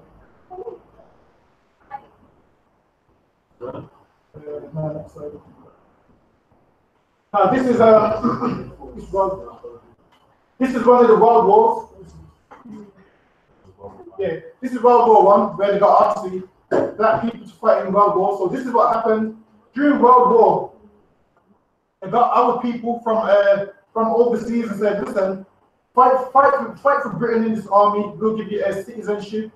We'll give you houses. You can live here. You can be one of us. You can be British. So our people came, fought in this army. They died, got limbs blown off. And then when you go to Brixton, because we go to Brixton every week. When you go to Brixton, they got a slave monument, which is about is it even this high? They got a slave monument in Brixton in the ghetto, which is about this high. Yeah, you see it?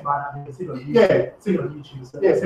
Yeah. So they got a small slave monument for black slaves, black people that fought in the army. Then they got the white one in central London, where everybody goes, and theirs is high and theirs is nice and glorious. Whereas they made the separation between black people in the army and white people in the army. They didn't want us all together. I thought it was all on one team. They didn't want us. What's the difference today? There's no difference today. There's no difference. There's no difference today. There's only us who think there's a difference. This been built through us. So yeah, so basically, black people died, got their legs blown off, fought in all the wars, and then after the war was over, black people felt special for we got some citizenship. And you know what white people said to them? They said the war's over when you're going home. You can read that in the Windrush book. There's a book called the Windrush. It's an excellent book. After World War I and World War II, they said to them, all right, the war's over now, when you're going home. Next slide. But yet they want to do it in everybody's country. Yeah. Now this says, so what are your chances if you're a black child born in the UK today to become a Prime Minister? It says you're 12 times less likely than a white person to be Prime Minister.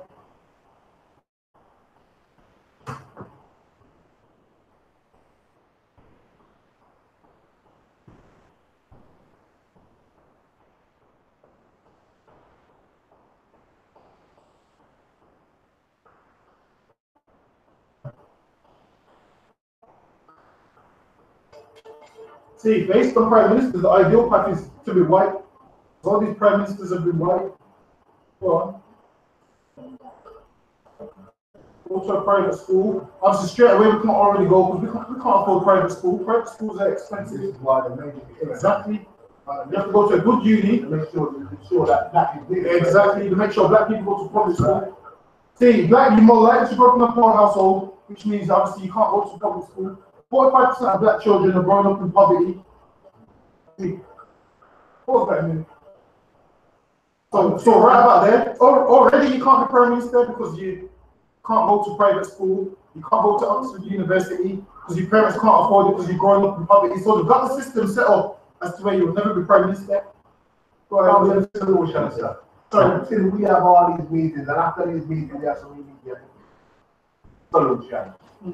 We now get no because we got bang up the gun from no till not getting Yeah, so it's heavy. So what you're on about is that basically the way that we are in is not by accident. It's obviously set up that way. Exactly, set up that way from the get-go. Because the dark half your wages thing. First of all, you get your salary is less than everybody else's.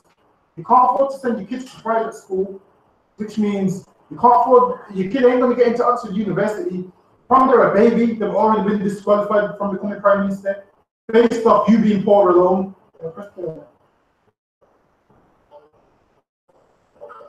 Pause it a minute. That part said it says so you're playing catch up. Now in school, our children are playing catch up from the get-go because you know why? These white teachers don't care about black kids in school. And this is why when I was in school, all the teachers used to tell all the white kids, do your work, but me and all the other black kids used to sit at the back of the class with our feet on the other chair, throwing paper airplanes and so forth.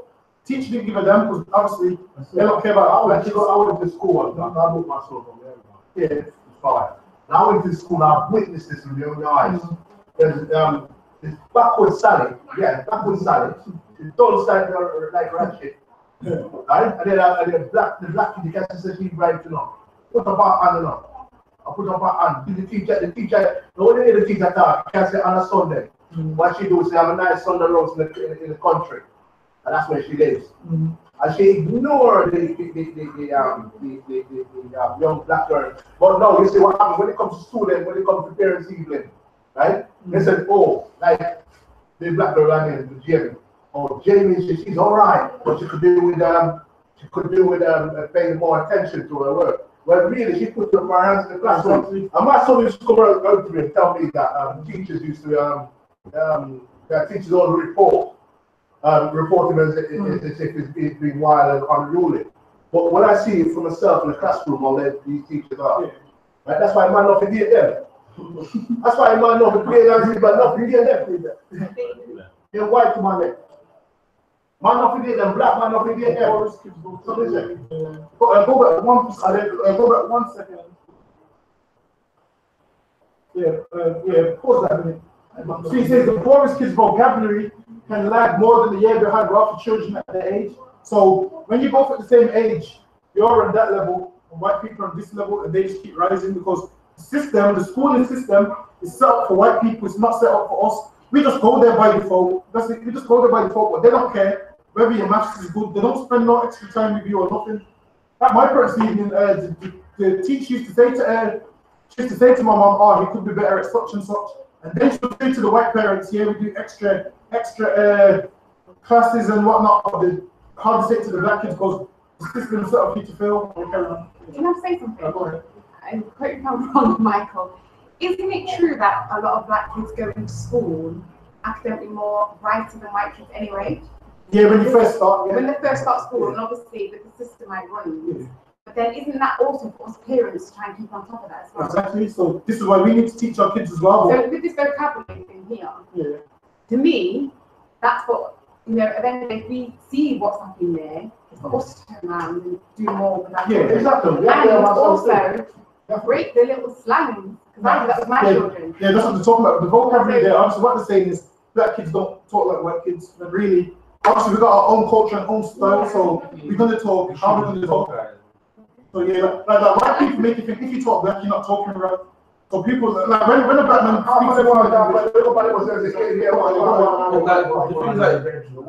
parents are meant to teach their kids when they come home as well, but how to set it up is you're a single parent and you got no man in the house or vice versa, you're working double shifts. You ain't how it's set up for you in that time to teach anything. But do you know what? So even on both sides, it's set in a way that you get paid less, so you can't teach your kids. to do more hours. So you don't have time after school to see what your kids have been learning. Which is So true. it's one big trap. But it's a sacrifice. You have to make sacrifice. It's either the children or the money.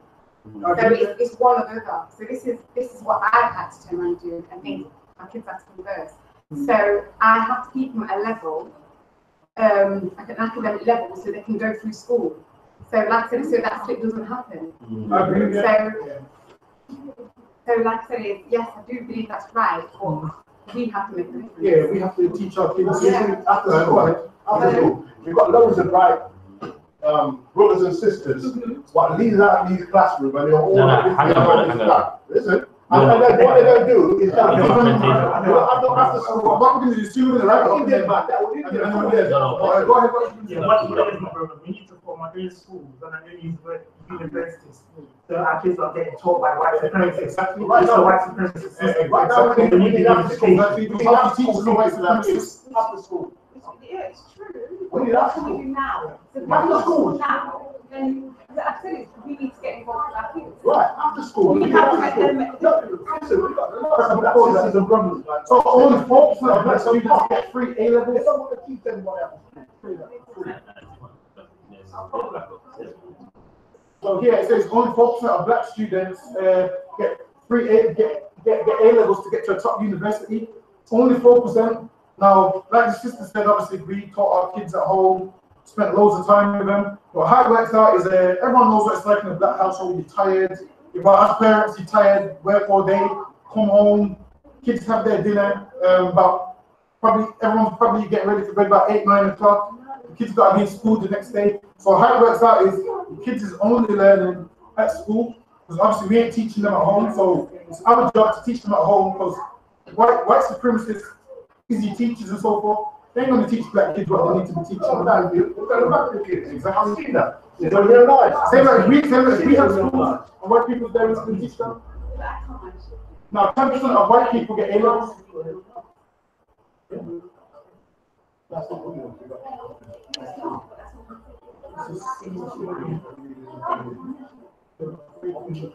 Now it says a similar story in politics. There's only 13 MPs in politics.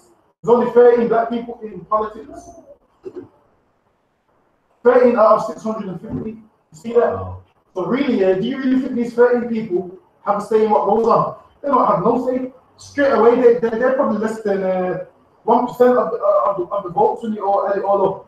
Now, out of 650, there's only 13 black people in politics, which lets you know, out of 13, 650, which means there's over 600 white people. At least round up to 20, at least. Says it reflects UK population there with double it.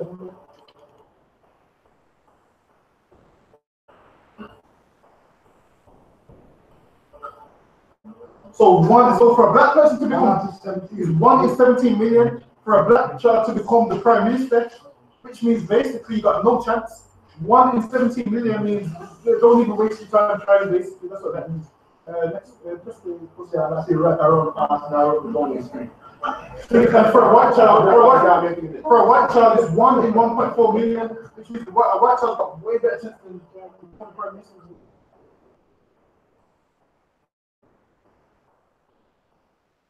1 in 200,000 white children in education. 90 times more likely than a black child born today. See, so it's 90. So for a black child to go to uni and get his dream job, the chances of that is slim. Next slide. This is Hitler, another white supremacist. Hitler's no different to white men today. They're race first and whatnot. Next slide. Next slide. Hold on, what's this? Next slide. Read that. Equality Act in 2010. This is the Equality Act. Go ahead. Types of discrimination, protected characteristics. This is types of discrimination. Go ahead. It is against the law to discriminate against anyone because of age, being a transsexual person, being married or in a civil partnership, being pregnant or on maternity leave, disability, race, including color, nationality. Race, including color. So now they've made this so they can't discriminate against you, which means obviously every business now they have to, make it look good and have the 1 and 2 black people in there. Now they comparing race to being a transsexual and whatnot. They shouldn't even put them in the same thing. They put them both in there that you can't discriminate against race and whatnot. Because they know there was a time ain't no black man getting a job. So because of this act, a few black people can get jobs now. Next slide. Has anyone in here heard of affirmative action? Affirmative action. Affirmative action known as employment equity. So it's known as employment equity. Go ahead. In Canada, reservation in India and Nepal, and positive discrimination in the UK. Discrimination in the UK, go on. Is a policy of favoring members of a disadvantaged group who suffer or have suffered from discrimination within a culture. That's what affirmative action is. Next slide. Read that. A rule which basically tries to keep smart Asians and whites out of the places of higher education and better jobs. America will never build out Martin Luther King's dream until this is done. Affirmative action tries to make excuses for black people. Make excuses for black people. So because of affirmative action, this is the only reason why black people can kind of get jobs. So now this is white people saying affirmative action makes excuses for black people by saying that the statistic scores are lower because they are not given opportunities. Which is true. Now they're saying, oh, we're not giving opportunities. We ain't giving opportunities. I mean, you're gonna throw in my application form because I've got a black name. I can't be a prime minister because I'm black. So obviously, we don't get the same opportunities. People make it like black people and white people get the same opportunities. All the information we pulled up today proves that we definitely don't get the same opportunities. And that the SAP is a racism test toward white males. Sorry, that's what this one is. Them on it?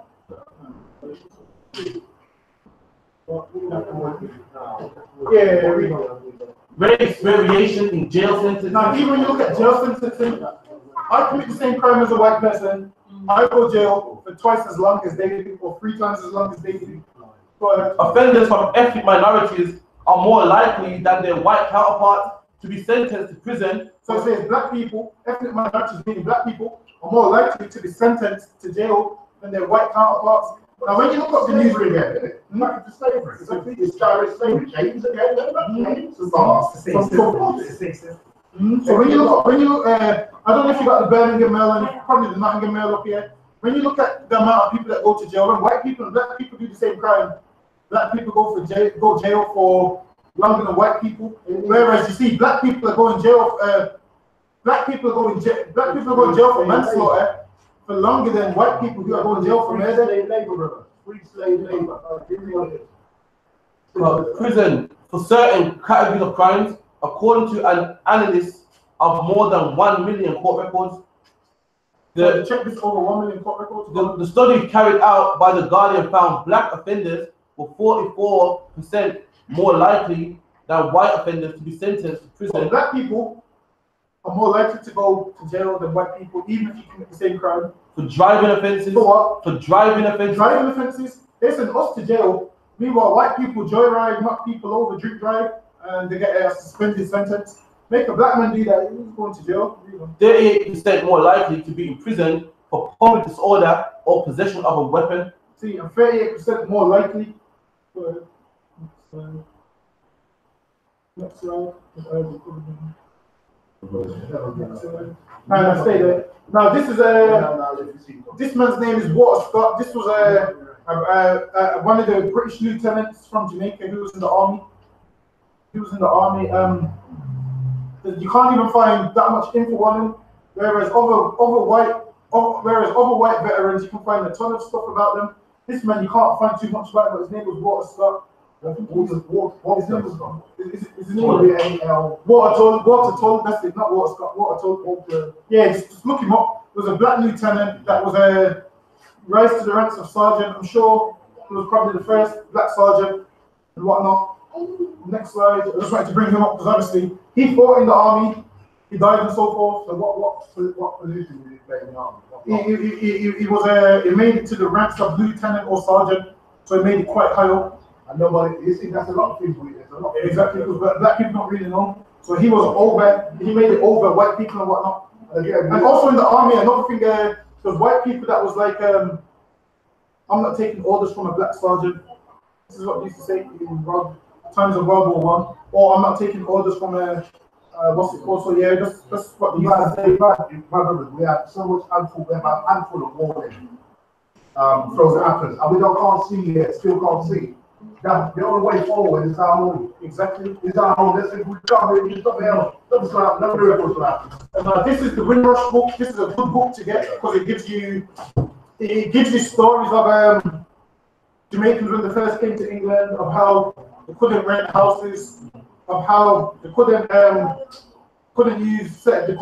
they didn't get privileges. They would be paying high in rent. White people would have a room to rent. There's a story in there. A white woman had a room to rent. A black man phoned from the phone box and said, "I've got the money to rent the room." She's like, "Yeah, come and rent the room." When he's got there, she's opened the door, so it was black. She's like, "Oh, someone else has just came to rent the room." She's like, "Someone else just came to rent the room." And then the man said to her, "You see that phone box just over there?" She's like, "Yeah." She's like, "I found it from right over there. I've not seen no one come to the house." And then the woman said, "All right, then I'm going to tell you the truth. I don't rent my house to black people." So that's what she said. Next slide. What's this one?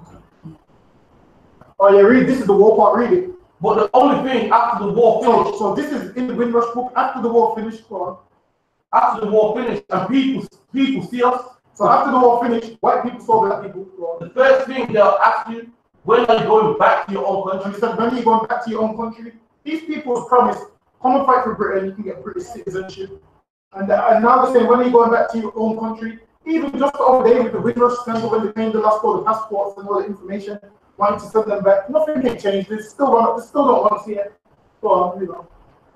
And those are the things I really didn't like, because they say, well, you come, you do little, but in the war, England has won the war, and now it seems as if they don't want you anymore. So after the war was finished, white people went back to hating black people, didn't want to see them, couldn't stand the sight of them.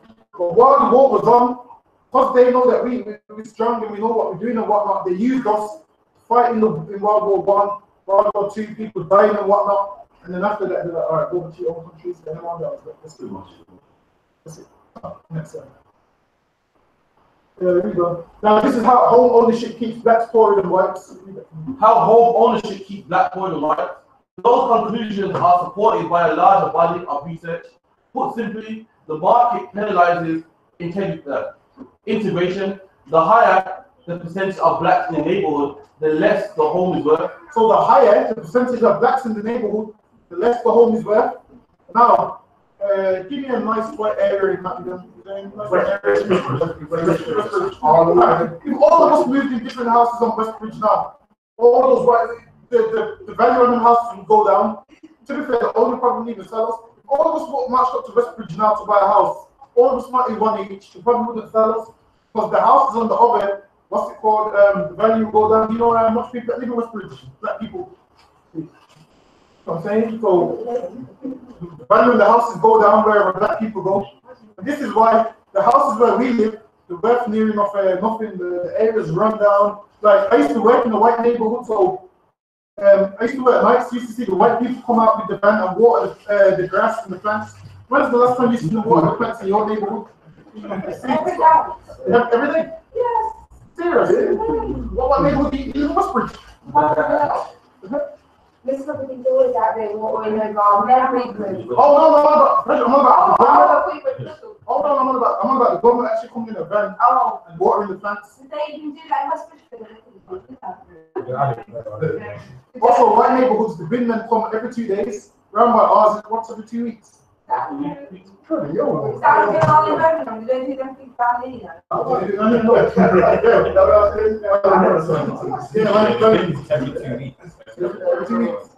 Well, in Birmingham, where we live, white neighborhoods, the bin men come every 2 days. Where we live, they come right.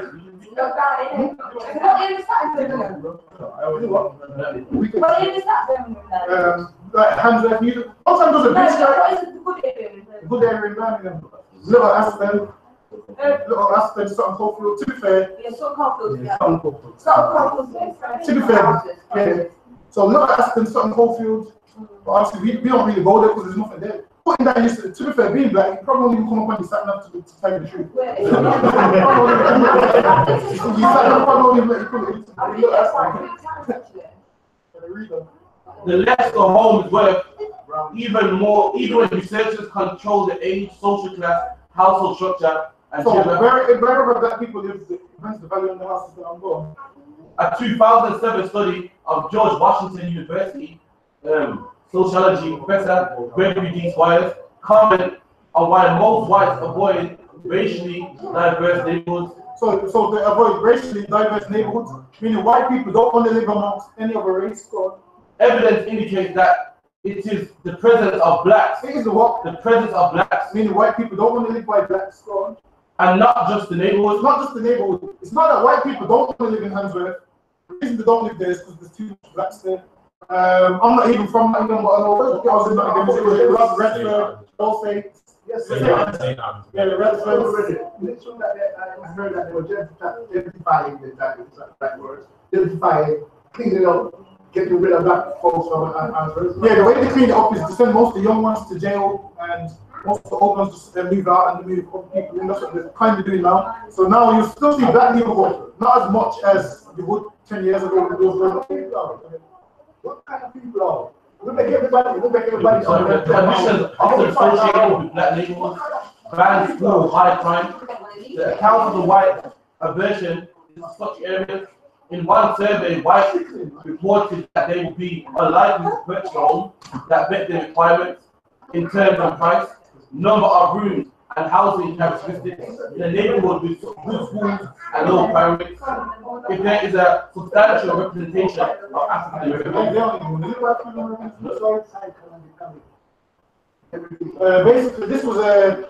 I'm sorry, I think that video was this was a bleaching video where black women are saying they want to be white and they want to be lighter, which is another thing, white supremacy. Now, black people need to understand that we're black and beautiful. We come in all different shades. Whatever shade you are, that's the shade that God made you. We don't need to have bleaching cream and become lighter and whatnot. Next slide. Sons of Solomon. Now this is Sons of Solomon from the Bible. Read on. I am black. Now this is King Solomon saying that he's black. Now we should read the Bible. See all these great prophets in the Bible and realize that they was black. That should make us put down the bleaching cream straight away, man. So cake soap. Cake soap as well straight away. I am black, but homely. So Solomon said it's black and beautiful because black is beautiful, man. So this is what we need to teach our kids, that black's beautiful. You don't need to be lighter. You don't need blonde hair, blue eyes, and whatnot. You don't need to follow after Kim Kardashian and all the people. O ye daughters of Jerusalem, as the tents of Kedar, as the curtains of Solomon. Go ahead, next slide. Next slide. Ecclesiasticus 13 and 15. Every beast loveth his life. And this says every beast loveth his life, meaning lions love lions, zebras love zebras, cats love cats, dogs love dogs. White people love white people, but black people want to love everybody else. Exactly. So the Bible says every beast loveth his kind. We need to start loving our life, meaning black people need to love black people. And every man loves his neighbor. And what? Every man loves his Meaning neighbor. white people love white people, so they only live by white people. Chinese people love Chinese people, that's why they got Chinatown. The other day we was in West End, there was a Chinese woman preaching in Chinese, because she don't, well, in Mandarin. She's preaching in Mandarin because she only cares about her own people. So she don't care if you can understand, because it's not for you, she don't care about you.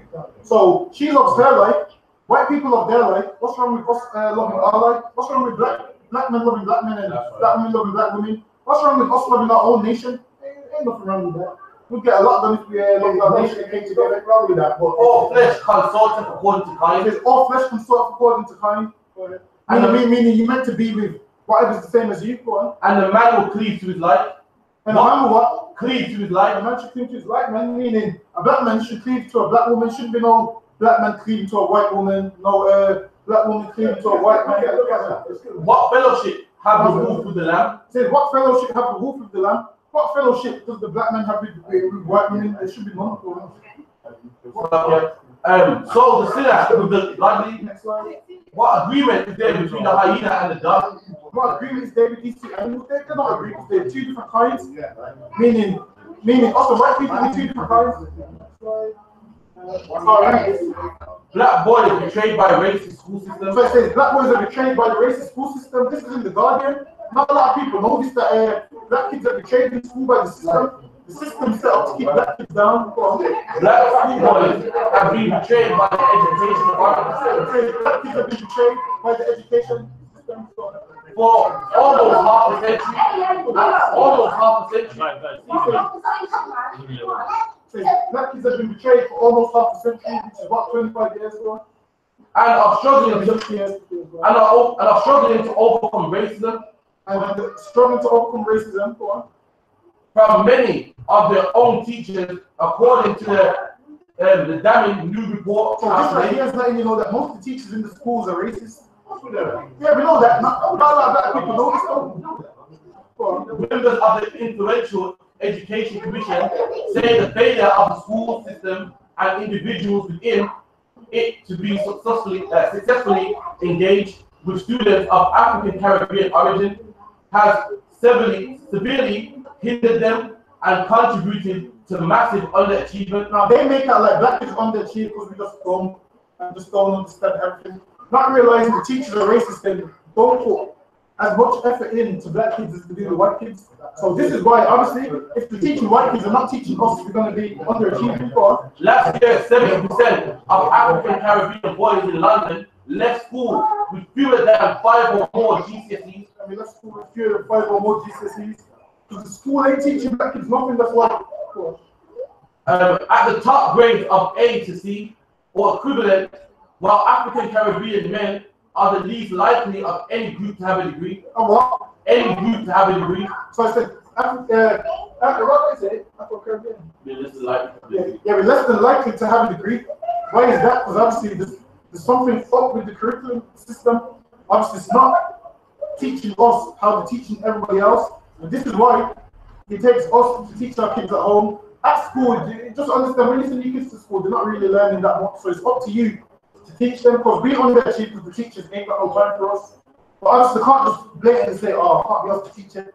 They just teach the whole class and they spend. When the teacher walks around the class, really she's with the white students, the black kids are left to their own devices. How do I know that? Because I went to school and I was left to my own device. Sorry, you say something? No, I'm sorry, but then it doesn't matter on how much your child wants it. Because my son, he teaches himself. What they couldn't learn there, he would go research and teach himself. And that's because he wants. Very smart. Yeah, that's because he wants his qualification. I get what you're saying. Is basically, it does depend on how much the child wants it, but the teacher's job, they might push the children. The teachers ain't pushing the kids. But I've also told him that they get paid regardless if you learn or not. Exactly. When you want to mess back their class, they're coming out with their wage same way. Exactly. So, you want to waste your time. But yeah, with a child don't know what they want, so a teacher's job is to teach the child and push the child to get the best achievements. What teachers do is, I agree, they send the black kids out of the classroom. Like just say black kids are disruptive and send them out of the classroom. So when you're outside the classroom, you can't learn nothing from outside the classroom, which means you're missing some of the lesson. And then if you getting sent out every day, you're missing half of the lesson. And when it comes time for GCSEs, you're gonna fall behind and you ain't gonna know what to do. And then from you ain't got no GCSEs, it means you have to take a year out in college to do GCSEs, which puts you a year behind again. You know what gets me, sir? Is when they say to you, when they keep you behind, and I've been in the classroom as an adult, right? Is when they keep you behind and you don't pass. Oh, you got kept behind. You right? When they pass because you're smart, right? You're Western, right? They keep you behind, they make sure, I'm dyslexic, but I'm saying the same, I'm dyslexic. So that messed me up as well. Right? But I'm going back again. Yeah. That's the only difference. Yeah. I time to breathe. Yeah. I'm going back again. I'm going with vengeance. Right. And I will pass next time. You can see assertiveness and rudeness from children. Assertiveness? Yeah, the child assertive, they see something as they're being rude. Listen, it's a simple wording. Niggas know your place. They felt school did not welcome their input. The black parents said, the parents told researchers they felt schools did not welcome their input. See, now the black parents said the fact that the schools didn't welcome their input, meaning black parents say to the teachers, my child's behind on maths. Obviously, the teachers are just telling them what they want to hear, but they're not welcoming their input. Whereas a white child, they welcome their input. Black teachers focus on discrimination. Only 7.4% of London teachers are from ethnic minorities. and 2.9% are black. 7%. Hold on, how much is black? 2.9% are black. Only 2.9% of the teachers are black. And you will know, because if you've ever been to a school, you see how the black It's teachers. different now. It's more different now. We have a lot of black teachers now. It's 2.9, right? That's how they talk, the black teachers. Yeah, but the black teachers are really white. The black teachers are really white, so it's like. In my school, there was a black teacher who what's his name, that Jamaican one? Errol. There was a black teacher in my school, he was black, he would push it. He would, like, you could tell that he cared about the black kids, whereas the white ones would let you be rude, let you make jokes, let you not do nowhere. Because they're still getting, my sister said they're still getting paid regardless. At the end of the day, they're going home to their nice house, and then in 10 years time from now, it's going to be you who's struggling. Read on. Next slide. Does anyone know who this is? That's mine. I agree with you, but anyone know who this is? Know who this is? Basically, you know who it is? See, basically, this is the leader of the British National Party. Adam Walker, he used to be a teacher. Adam Walker, and he used to be a teacher. So these are the people that's teaching your kids in school. Now, one is when you're a teacher, they don't want you can't let anyone know that you're associated with the BNP or the KKK. So obviously, this man don't care about black students. He was a teacher in the school. This man had a good position in the school. He got sacked from the school because they found that he's part of the BNP. And guess what? This man ain't just in the BNP. He's the leader of the BNP. Leader is it? The senior of the leader of the BNP. And this is the man that's teaching the kids. So this is why black kids is underachieving in schools. Because I'm still learning from a white supremacist. One of the leaders. Next slide. Yeah, read that. Adam Walker, banned teacher. Banned teacher, they banned him because he was part of the British National Party. Becomes new BNP leader. He became the new BNP leader, British National Party, who hates black people. So do you really think he's going to teach you maths to the best of his ability? Do you really think he cares if you're missing class or not? So what's going to happen is if you are in his class, you're not going to learn nothing being black.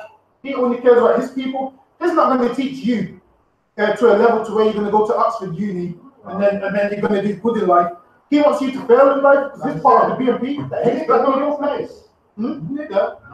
Exactly.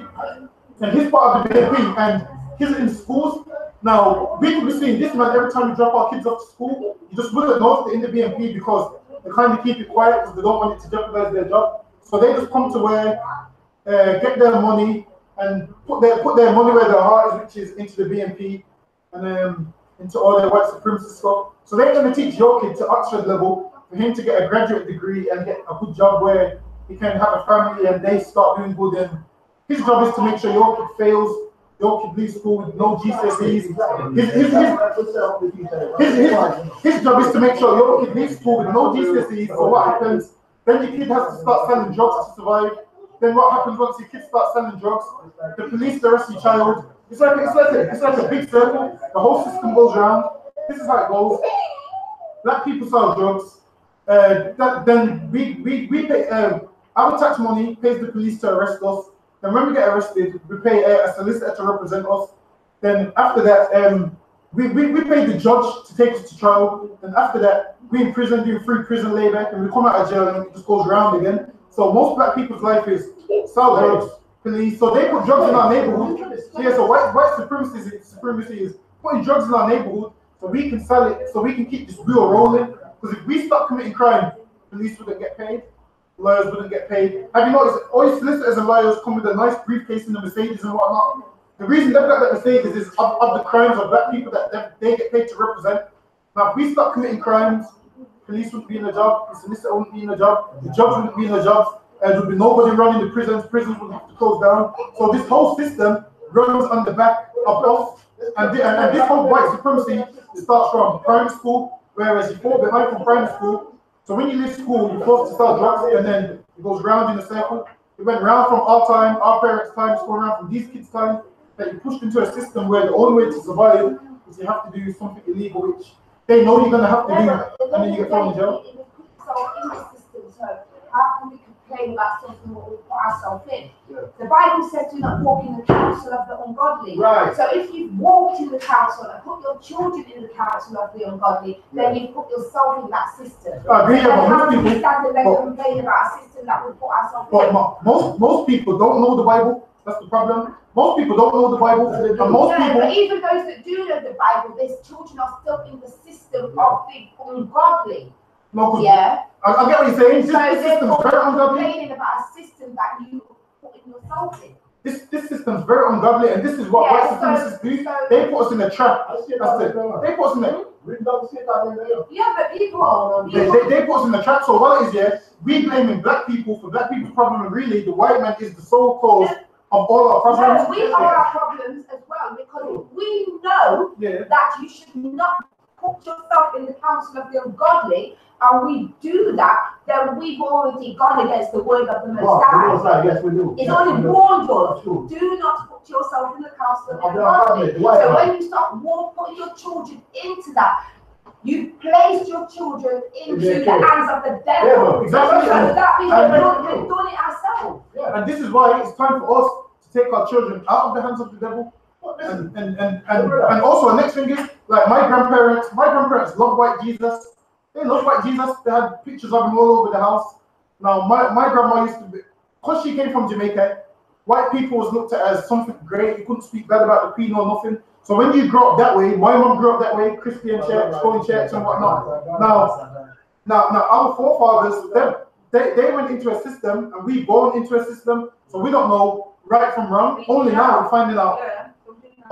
So now we know right from wrong. It's time for us to come out of the system. But most of these kids, most of these parents don't know anything. So but those who do still stay in the system, because they think, oh, how do we? If we don't stay in the system, then we're going to lose out from this. We're going to lose out from that. So even though you have the knowledge, then they still don't break away, because they're thinking, how can we then break away? And this is why us as black people need to sit down and find a solution to break away. So that's from what white it's people. all about, solutions nowadays, really. We know the problems, so how do we make a solution to the problems? If I can just add on to that, one thing what we need to do is what we like. For example, now you said about the councils of the ungodly. You mean we need to actually act that out? Like, I'm not saying but one thing what I've realized is a lot of people, they read the Bible, say the Bible says this, but how much people actually do it? And now that's the problem.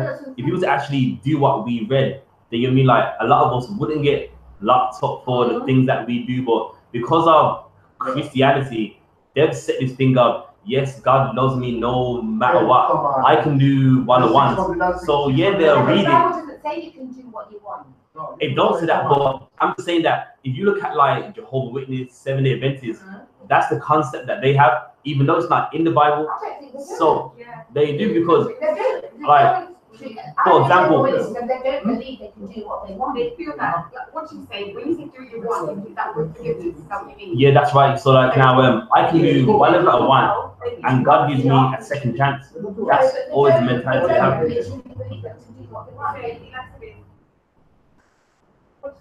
What did you say? Oh, basically, like, it's suicide. Don't believe that God will see their heartmanship. So basically, it's not cast sin. Alright, National Front. National Front is a far right extremist. Now this is what what's his name? Adam Walker, the man who is leader of the BNP. So it's all the same faction, but read on. Far right, extreme right political party in the United Kingdom. It is headquartered in Kingston upon Hull and is currently led by David McDonald. It has no elected representatives at any level of UK government. The NF was founded by A.K. Chesterton in 1967 as a merger between his League of Empire Loyalists and the British National Party. And the British National Party, what Adam Walker's a part of, that's teaching our kids in schools. Go on. It was soon joined by the Greater Britain movement, whose leader, John Tyndale, became National Front chairman by 1972, and 1976 it had up to 14,000 members and won nearly That's a 20%. lot of members, go on. And won nearly 20% of the year's local election votes in Leicester. In the 1979 general election, the NF fielded 303 candidates, polling 191,719 votes, but not winning any seats. In 1982, Tyndall split from the National Party, from his own British National Party, which absorbed much of the NF support. As late 2010, it put 17 candidates for the general election and 18 candidates for the local elections. So these white people are working behind the scenes. These white supremacists are trying to win seats in parliament, trying to dictate what goes on and so forth. Ideologically characterized as extreme or far right, the NF has been described as neo-Nazi and fascist by political scientists. The party is ethnic nationalist and espoused to view that only white people should be citizens of the United Kingdom. White people should be citizens of the United Kingdom. So they want only white people to be citizens of the United Kingdom. So if they're teaching your kids, it's definitely not going to make your kid go to Oxford. If he doesn't even want your child to be a citizen in England, really, he don't even want to teach your kid. He don't want your child to. Need to go to Oxford. Sorry, say that again. Does it matter if you go to Oxford? No, but I'm just using that as an example, as to say, you know, we don't get to say what I was saying, the white people. It calls for an end to non-white migration into the UK. An end to non-white migration in the UK, and compulsory deportation or settled non-white population. So they want to get rid of all non-whites. So if you was born here, like our grandparents are Jamaican, we was born, they came here, was born here. They want to get rid of us because we're non-white. It promotes biological racism, calling for a global racial separatism. And they want separatism. So it's only right. Us as black people should get separatism too. And condemning mixed relationships. It promotes economic protectionism, Euroscepticism, and transformation of the liberal democracy, while its social policies oppose feminism and LGBT rights. Yeah, and with that, that's the end of the lecture. Any questions you can ask them? Yeah, no question. Any questions, anyone? Well, the question I want to ask you is that what we know about this, we have a good chat about all this here, right? Yeah. What is the solution? The solution. The solution to Okay. Start with our kids. Yeah, go ahead. Our kids. What is the solution with them though? Because we can understand a bit more up to date about what's going on in the schools. There is not much changes from my son to now. There is not much changes. Now, what needs to happen though? We need our teachers, after school, black teachers, people who are trained teachers, to help our families, like the Indian man does. So how are we going to make that happen? We're not going to make that happen, are we? Well, yes, you can make it happen. And the reason being is, okay, the reason why we can't is because we look at each other as like, you mean, like he's low, I'm better, my job is like higher than his. Now hang on a second. You can't ask me a question then as I'm answering it. Yes, sir. You know what I'm saying? Alright, so now one thing what we need to do is we need to know that we are all that we have. Because one thing what a lot of us think is, well, you know what I mean? I don't need you, you don't need me, when really we are all that we have. You know what I mean? You can look around, every other nation hates us. Every other nation doesn't want to really be a part of us. So now, once we accept that, once we accept that and we need to know, look, man, you know what I mean? Your son is my son. You know what I mean? If like he's getting like X and D's and all that, then guess what? You know what I mean? Like that's on me. If we adapt that, then we can fix a lot of things. The problem that we have now as well, that's your son, that's your problem. And no other nation thinks like that. Their son is my son. And if we adopt that, which we don't, I would find education. I would make a start. Set an example. Well, here's the problem. With the I.S.U.P.K, we adopted that since 1969. We've done that. Because you see with me, I'm really good at maths. But it was my mum's cousin, when he used to come around on a Sunday, he'd sit with me. And he was good at maths, and he teaches me how to do maths. So that's how I'm excellent at maths. So it's not necessarily you have to rely on teachers. There are other people who need to as well. Curriculum level, are you good at something? Yes, I'm brilliant. In terms of papers, Yes, I was good at maths, that's what I'm saying. And that wasn't